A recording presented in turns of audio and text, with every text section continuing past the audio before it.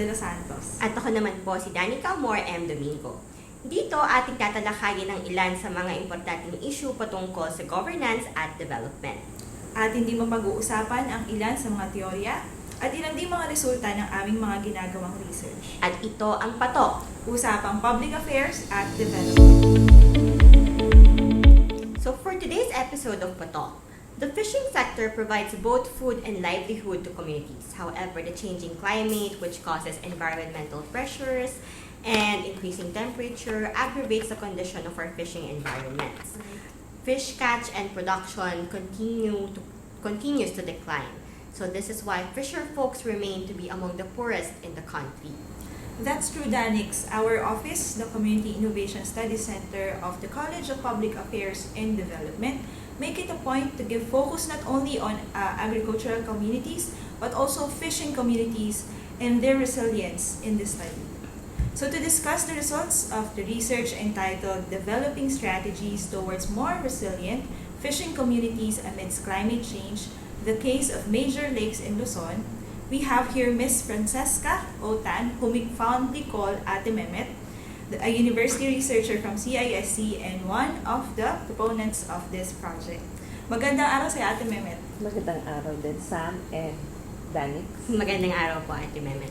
So before we proceed on the results of the study, could you give us first the brief background of the project, its objectives and rationale? So in 2016, we were thinking of what proposal to submit to the ABAR.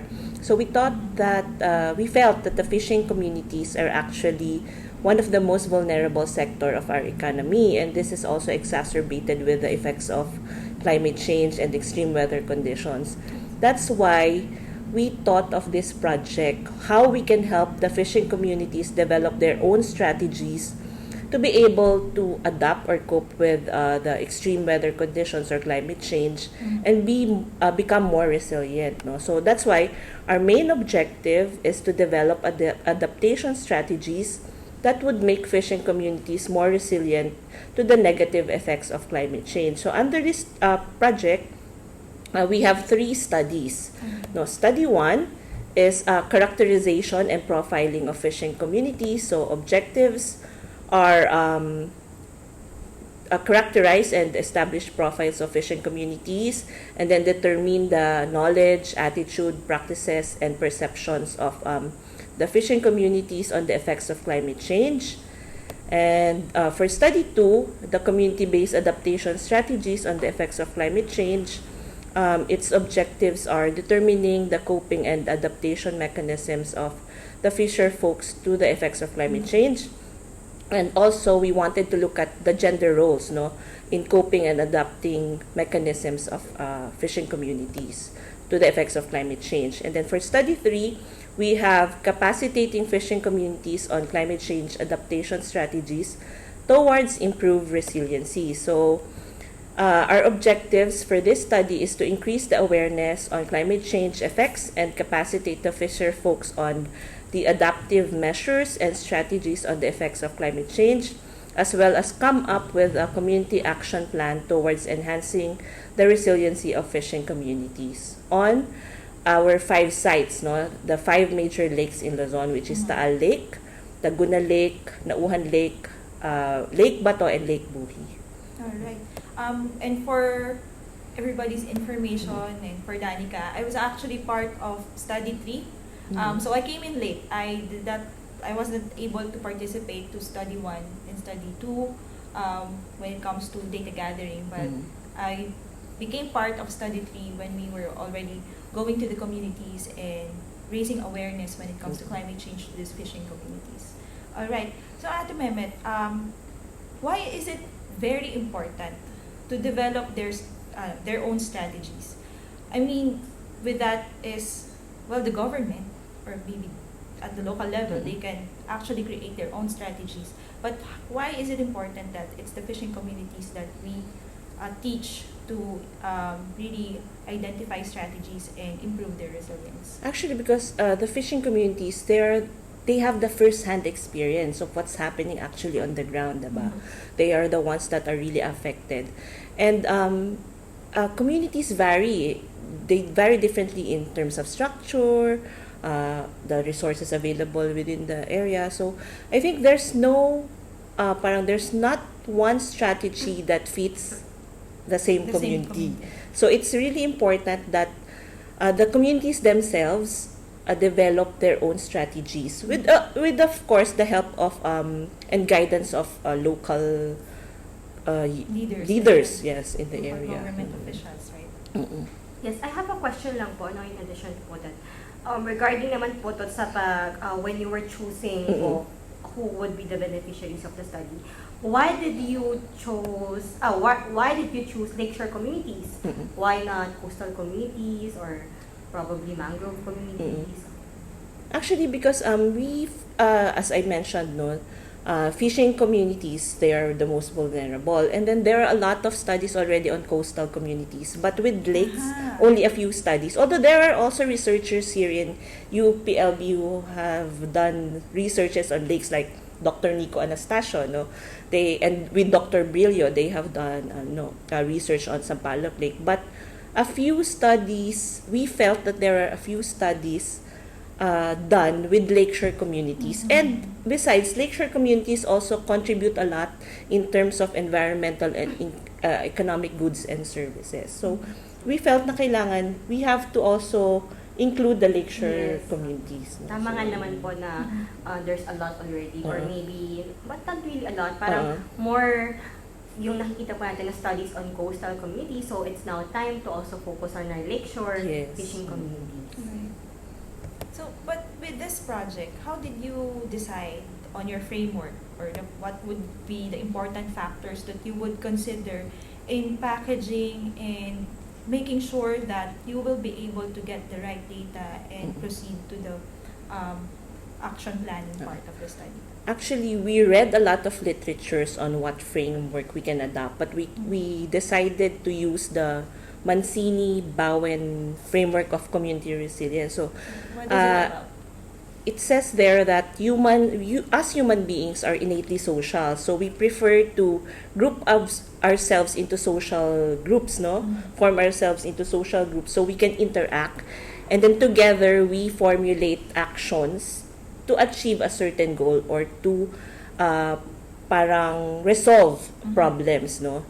Yun. So it also says there na parang as systems, the communities are open, dynamic, so they have their own characteristics, and they evolve over time, diba? Yun.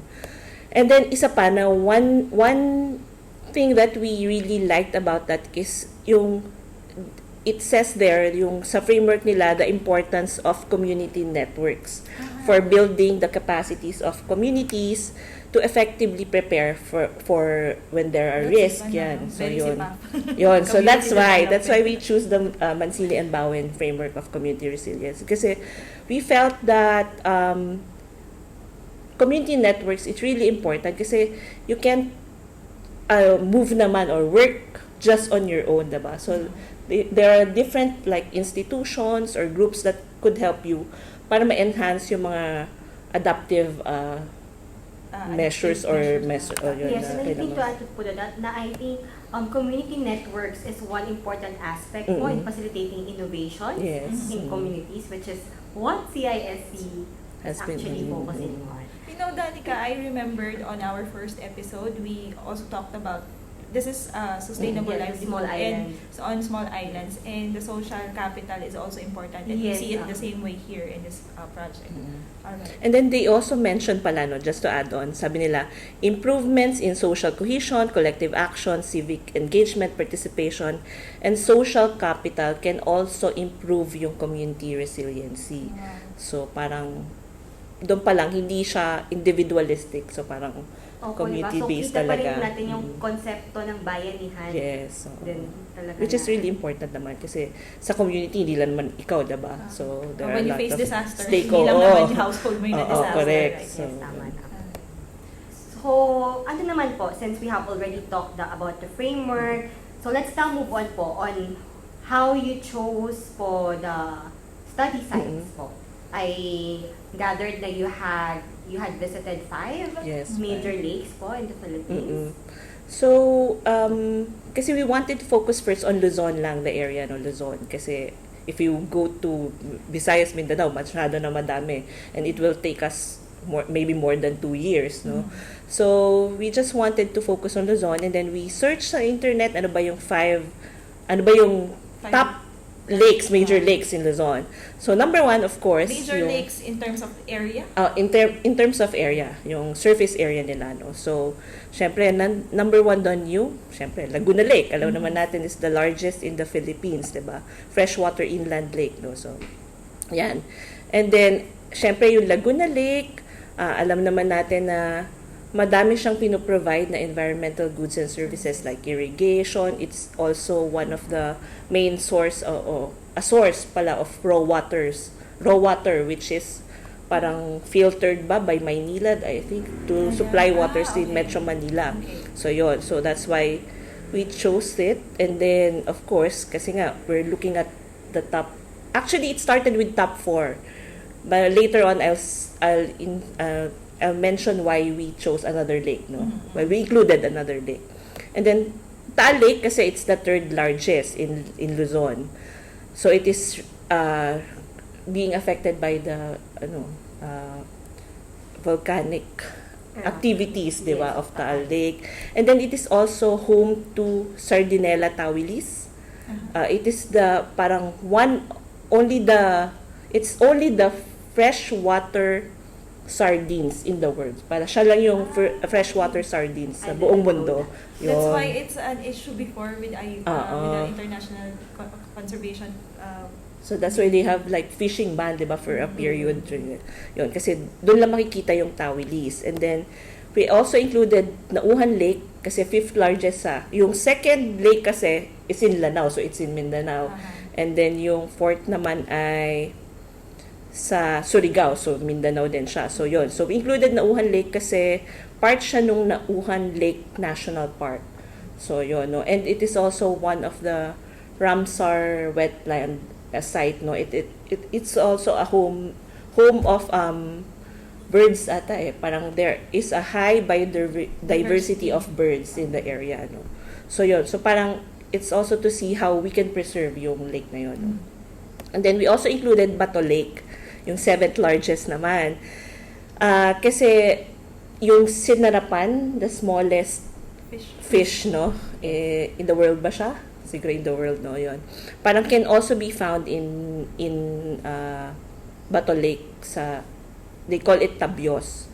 Yan. So that's why we included it also. And then during our presentations sa DA Bar, one of the reviewers told us to include Lake Buhi. We were not supposed to include Lake Buhi sana kasi there are many studies now with Lake Buhi, diba? So, but sabi sa amin, since we're going to Lake Bato, why not include Lake Buhi? Kasi it's less than an hour away from Bato. That's why we included Lake Buhi. And dito talaga nakikita yung Sinarapan na which is parang threatened for extinction na. So sana yun para ma-preserve. I see. So that is why from 4 it became 5. Why not? All right. But so you have 5 lakes. 2 of them are protected area, right? Nauhan and Taal. Now, given that you were able to choose na your study areas, and your study was also, or research was also conducted in phases, research and then you have capacitation part. Can you tell us about the significant findings first of your project? Okay. So, actually, we have a lot of significant findings. No? Pero, number 1 kasi So, kasi first part of the study is characterization and profiling. No? So, we found out that most of the fishing communities have an idea of what climate change is. Pero they don't know yung how and why it happens or it happened. Tapos, yung cause and effect. So, hindi nila alam yun. So, yun. Number 1 yun. So, this will be parang an input to the other studies, no? So, yun.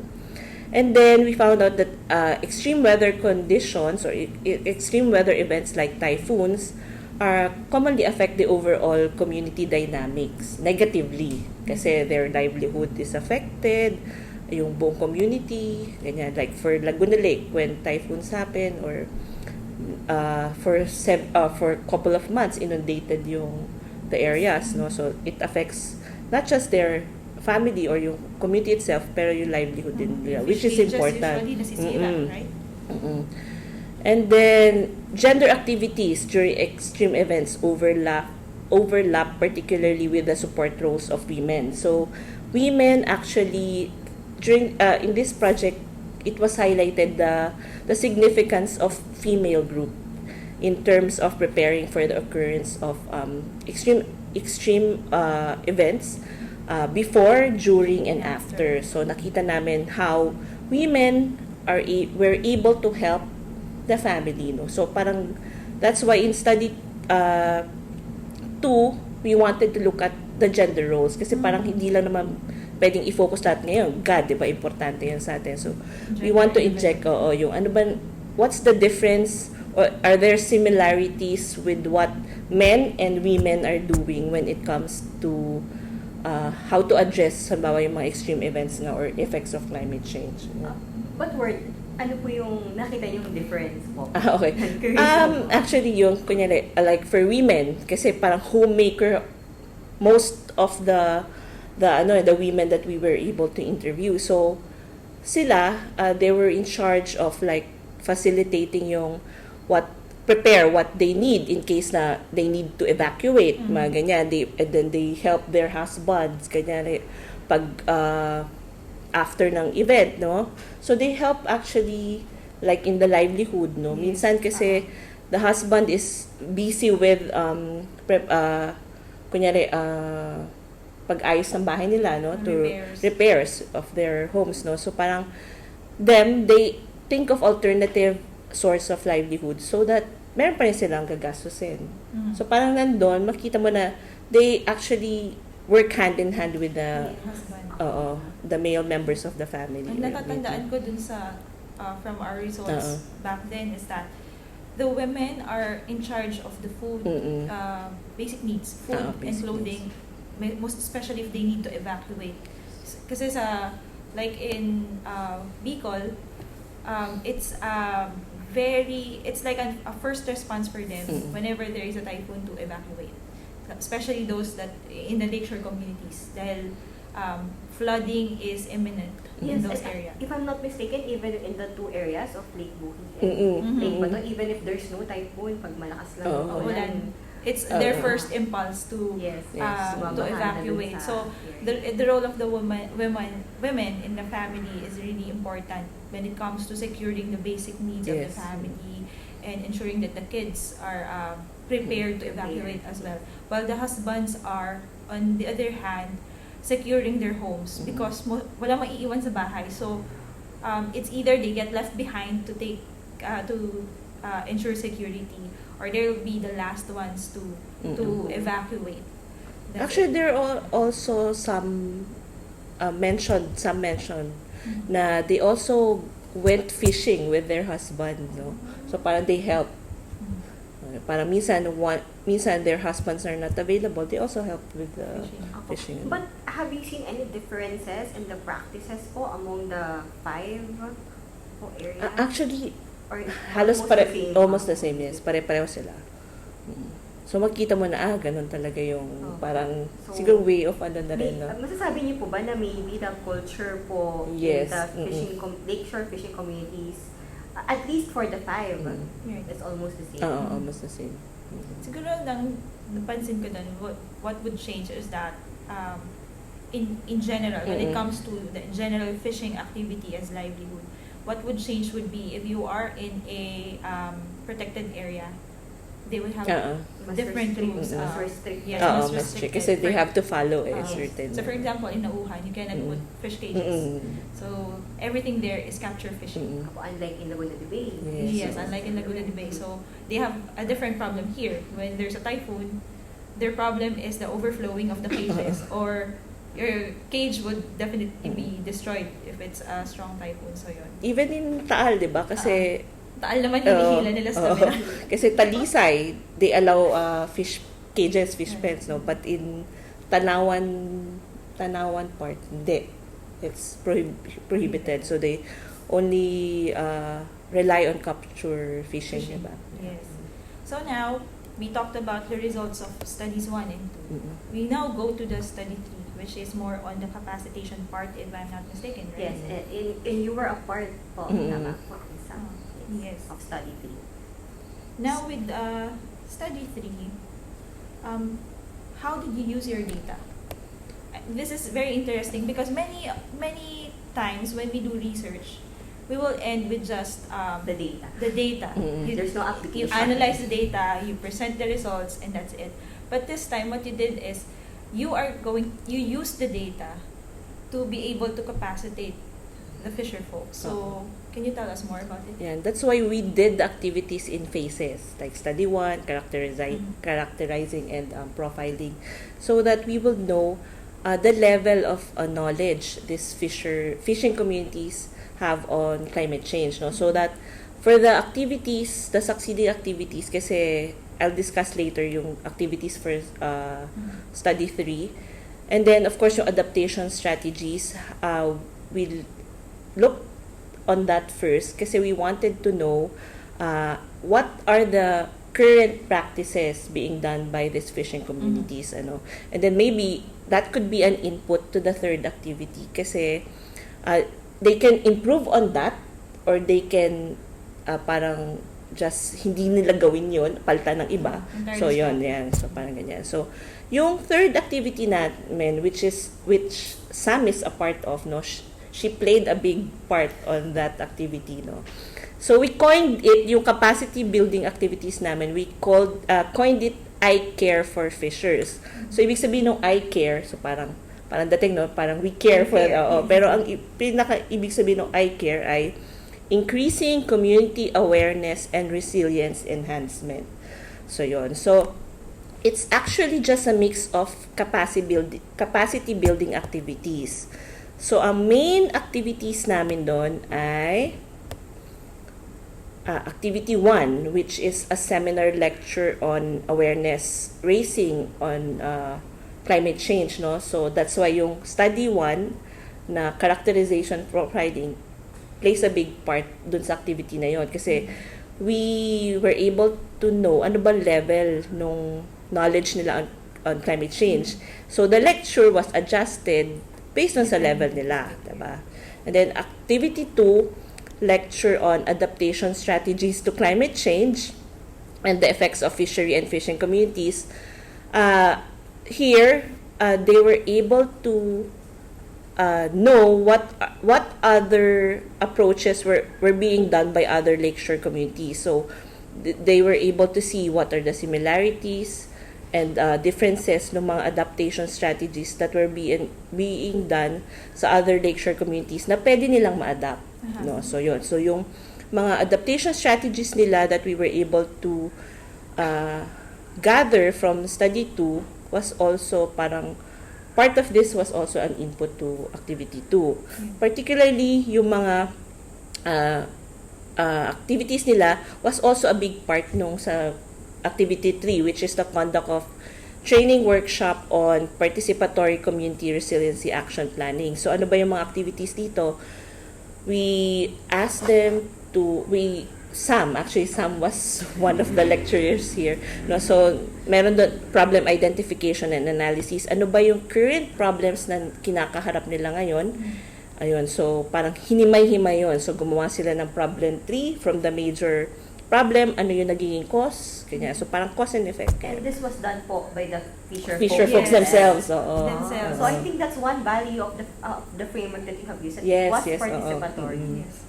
Very participatory to a point that these are really just ordinary fisher folks, which is being helped by some barangay officials. Right. Although the higher ups, like those who are in the municipal offices, also help, but we can definitely say na the product of this I care for fishers approach came really from the minds of our fisher folks. So this is yun yung maganda for this project, no? Especially when working with small communities like this, mas okay po talaga yung bottom up approach. So, tas yun nga, so they were able to prioritize din kung what interventions they should prioritize first to address they yung know what their problems were. So, alam nila kung ano yung gusto nila unahin, diba? Yeah. And then, they themselves nga, yun nga, they formulated the activities for the action plans, no? Tapos, we also had a discussion forum where the fishing communities presented yung mga nagawa nilang action plans, and then there are critics from provincial agriculture office, BIFAR. So, at least may experts then who can at least contribute, Yes. no, dun sa mga And for protected areas, yes, we invited the PAMBI, protected area management board. yun. And then finally, we had the stakeholders forum. So, ang maganda dito, we were able to forge agreements between the fishing communities and the LGUs. Kasi, like, some of the plans that were done by the fishing communities were actually included, no, in the annual investment plans of the LGUs. Yun. So, yun yung maganda dito. Talagang, hindi lang siya natapos doon sa plan, pero but were you nandun pa rin po ba yung project during na-witness niyo po ba yung application po nung mga actually action plan? yan yung follow up po ba from the project team? Yan yung susunod na step sana namin. Gusto namin i-monitor actually. Hindi to funding. Funding yun. Yun hinanap namin, funding for the second phase of the project. No? So we can monitor and evaluate kasi halos magpa 5 years na rin eh. So baka maganda na yung yun. So yun. So yun yung target talaga namin. Actually, we are already done with the second phase proposal eh. No? So parang yun na lang. Ito na namin project. Fingers crossed po. Hopefully. So, DA bar? Ayan. So, given that, ako, for me, it was really a great experience. Especially when you are from the academe and you have very minimal interaction with the community. Doon ko napansin na hindi pala tayo pwedeng very academic. We really have to speak their language. Yes, so, I came to a point when I'm doing the awareness raising that I really ask them what's the local term for this or how do I greet them in their own dialect so that I will just be able to get into their minds and hearts and be able to really impress on them the importance of climate change awareness and to empower them, of course. But with that, that's for me, that's the lessons that I learned from this project. How about you, Ate Meme? I think yun nga, same with you, no? I saw how important it is that the communities are actually involved with the planning. Kasi yun nga, sabi ko kanina, they have the first-hand experience of what's really happening on the ground, diba? So, and they also have traditional practices. Yun. Now, which is really effective naman because they've been using it for years, diba? So, yun. So, that's one parang learning ko talaga na napaka ganda na it's community-based, parang ganyan. Yes, learning ko din po yan actually since I work po as an RA before and we have worked with hindi siya fishing communities but farming communities. So, it's better to use a framework wherein you actually involve the farmers in the planning and identification of their own problems. Kasi alam na nila yung gagawin, alam nila yung ipa-prioritize. So, I think it's the way to go when working with these small communities po talaga. Ayan. And sana yung mga policies should be more localized, no? Kasi diba, national policy, bababa sa'yo, pero parang hindi naman siya appropriate. Diba? So, yun. Where do you fit into the policy? How do you help the policy being implemented? So, parang yung localized policy siguro, parang it could center more on how to improve yung livelihood or yung way of life ng mga fishing communities.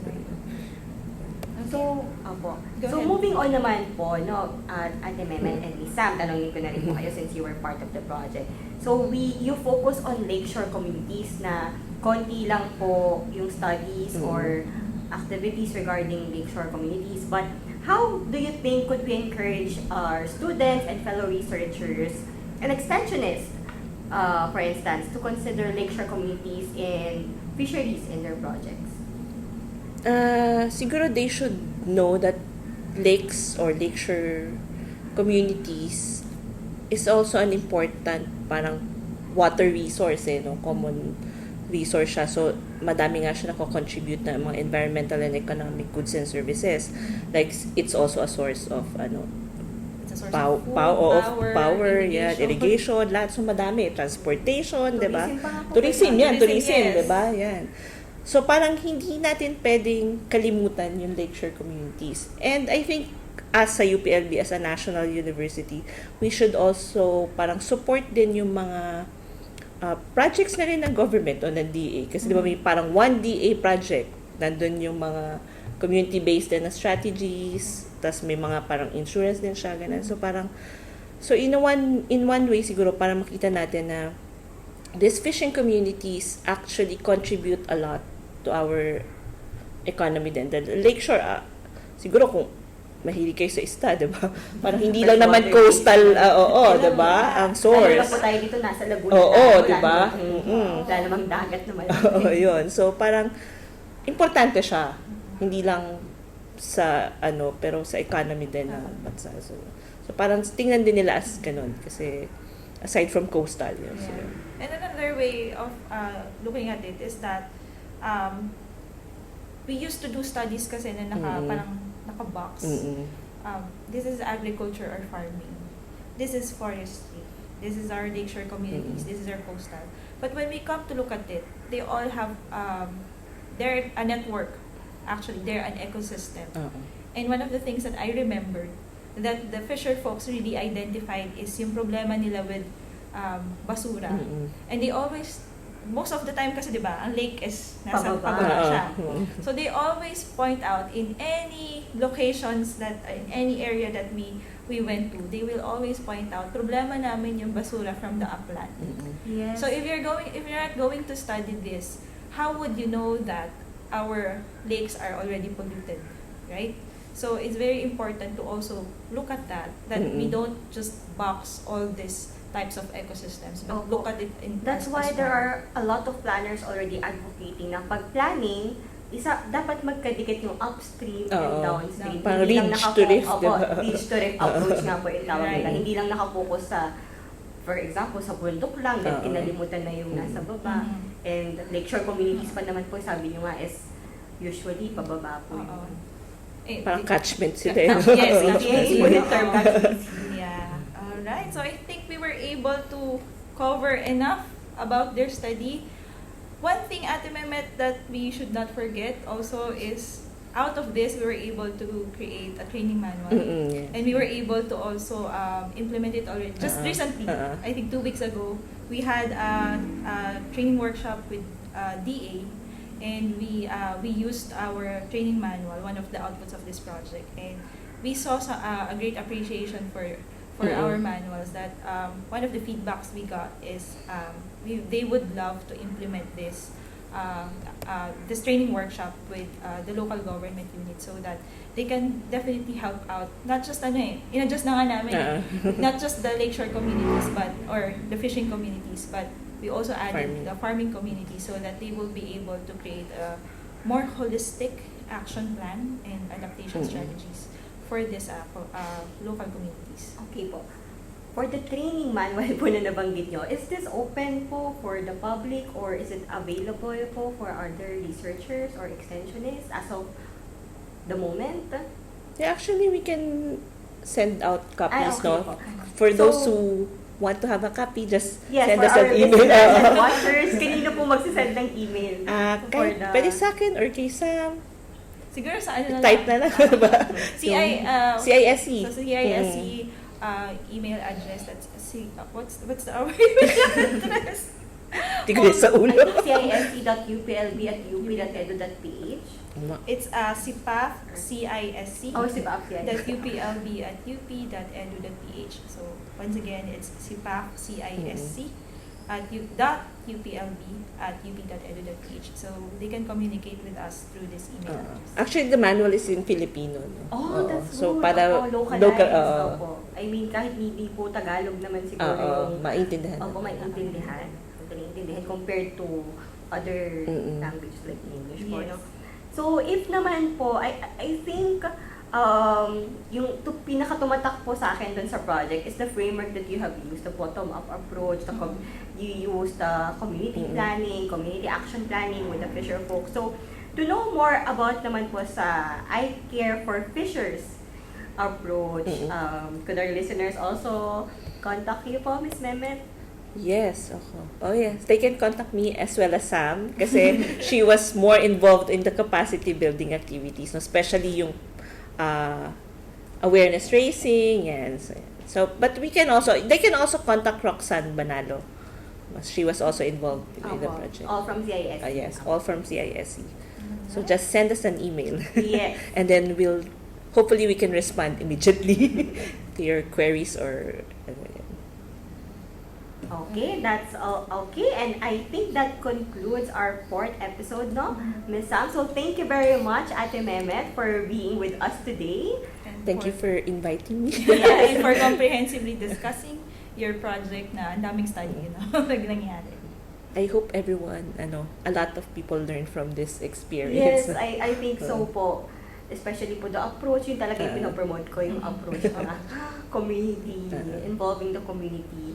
So, and once again po, thank you Ate Mehmet, and I am Danica Amor M. Domingo. And ako po si Sam De Los Santos at ito ang Patok. Usapang Public Affairs at Development.